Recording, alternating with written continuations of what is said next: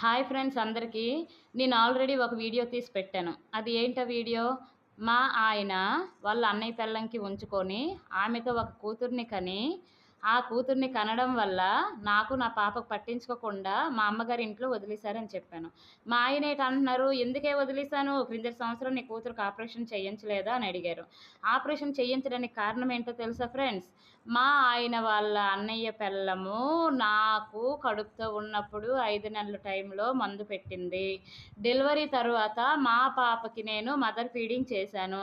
ఆ కడుపులో ఉండే మందు మదర్ ఫీడింగ్ ద్వారా నా పాప బాడీ మొత్తం స్ప్రెడ్ అయింది ఆ మిల్క్ తోటి. స్ప్రెడ్ అవ్వగానే చెస్ట్ దగ్గర, ఇక్కడ గుండె దగ్గర ప్లస్ ఇక్కడ తల మీద బ్రెయిన్ దగ్గర ట్యూమర్స్ లాగా అయిపోయి చీమ్ మొత్తం బాడీ మొత్తం స్ప్రెడ్ అయిపోయింది. అప్పుడు మా ఆయన పట్టించుకోకపోతే నేను కేసు పెడితే ఆ నోటీస్ పట్టుకొని ఆళ్ళ వదిన ఆళ్ళ ఇంటికెళ్ళేసి 2 రోజులుండి కోర్టుకొస్తే అప్పుడు జడ్జి పంపిస్తే ఆపరేషన్ అయింది.